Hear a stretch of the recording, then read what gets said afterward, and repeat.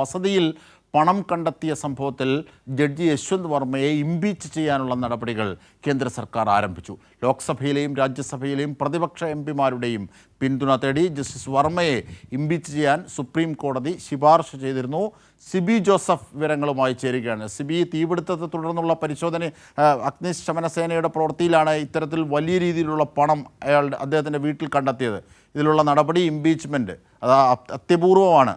അത്തരം നടപടികൾ രാജ്യത്ത് അജിംഷത് കഴിഞ്ഞ ഈ മാർച്ച് 14 രാത്രിയായിരുന്നു ഈ യശ്വന്ത് വർമ്മയുടെ ദില്ലിയിലെ വസതിയിൽ ഉണ്ടായ ഒരു തീപിടുത്തം ഉണ്ടാകുകയും പിന്നീട് അവിടെ ഫയർഫോഴ്സും പോലീസ് ഉദ്യോഗസ്ഥരും എത്തുമ്പോൾ അവിടെ കെട്ടുകണക്കിന് നോട്ട് കെട്ടുകൾ കണ്ടെത്തുന്ന ഒരു സാഹചര്യം ഉണ്ടായത്. പിന്നീട് ഈ ഒരു സംഭവത്തിൽ സുപ്രീം കോടതി ഒരു കമ്മീഷനെ വെച്ചുകൊണ്ട് അന്വേഷിക്കുകയായിരുന്നു. ഒരു പാനൽ രൂപീകരിച്ച് അന്വേഷിക്കുകയും പിന്നീട് ഇയാളെ ഇംപീച്ച്മെന്റ് ചെയ്യാനുള്ള ശുപാർശ പ്രധാനമന്ത്രിക്കും രാഷ്ട്രപതിക്കും കൈമാറുകയും ചെയ്യുകയായിരുന്നു. എന്തായാലും ഇനിയിപ്പോൾ ഈ കേന്ദ്ര സർക്കാർ, അതായത് പാർലമെന്റാണ് ഈ ഇംപീച്ച്മെന്റ് നടപടിയുമായി മുന്നോട്ട് പോകേണ്ടത്. അതുമായി ബന്ധപ്പെട്ടുകൊണ്ട് കൃത്യമായി പ്രതിപക്ഷ അംഗങ്ങളുടെ അടക്കമല്ലാ നിലയും പിന്തുണ വേണം. ലോക്സഭയിലും രാജ്യസഭയിലും പ്രതിപക്ഷ അംഗങ്ങളുടെ കൂടി പിന്തുണ ഉണ്ടെങ്കിൽ മാത്രമേ ഈ ഇംപീച്ച്മെന്റ് നടപടികൾ പൂർണ്ണമാകൂ. എന്തായാലും പ്രതിപക്ഷം ഉൾപ്പെടെ എല്ലാവരും ഇതിനെ ഒരുമിച്ച് പിന്തുണച്ചുകൊണ്ട് ഈ യശ്വന്ത് വർമ്മയ്ക്കെതിരെ ഇംപീച്ച്മെന്റ് നടപടി വേണമെന്ന ആവശ്യം നേരത്തെ തന്നെ ഉന്നയിക്കുകയും ചെയ്തിരുന്നു.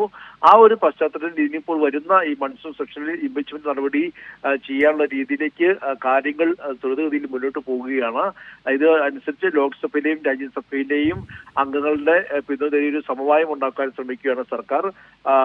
ഉടൻ തന്നെ ഇയാളെ ഇംപീച്ച്മെന്റ് ചെയ്യുമെന്ന് തന്നെയാണ് ഇപ്പോൾ നമുക്ക് ലഭിക്കുന്ന വിവരം. എന്തായാലും സുപ്രീം കോടതിയാണ് ഇതുമായി ബന്ധപ്പെട്ടുള്ള അന്വേഷണം നടത്തുകയും പിന്നീട് ഈ ഒരു ശുപാർശ നൽകുകയും ചെയ്ത് വളരെ അപൂർവമായ ഒരു സംഭവം കൂടിയാണ്.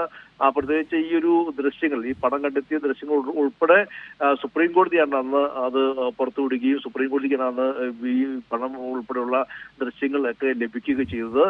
പിന്നീട് ഒരു അന്വേഷണ കമ്മിറ്റി നിയോഗിക്കുകയും പിന്നീട് ഈ ഒരു നിർദ്ദേശം ശുപാർശ കൈമാറുകയുമായിരുന്നു. എന്തായാലും ഈ ജസ്റ്റിസ് യശ്വന്ത് വർമ്മയെ ഇംപീച്ച്മെന്റ് ചെയ്യാനുള്ള നടപടി കേന്ദ്ര സർക്കാർ ആരംഭിക്കുകയാണ്. തീർച്ചയായും ജസ്റ്റിസ് യശ്വന്ത് വർമ്മയ്ക്കെതിരായ ഇംപീച്ച്മെൻറ്റ് നടപടികൾ ആരംഭിച്ചു. സുപ്രീം കോടതിയുടെ കൂടി നിർദ്ദേശത്തിൻ്റെ അടിസ്ഥാനത്തിലാണ് നടപടി. പണം വീട്ടിൽ അനധികൃതമായി കണ്ടെത്തിയ സാഹചര്യത്തിൽ കൂടിയാണ് വർമ്മയ്ക്കെതിരെ നടപടി. ഇതിൻ്റെ വിശദാംശങ്ങളാണ് സിബി ജോസഫ് ഞങ്ങളുടെ പ്രതിനിധി നൽകിയത്.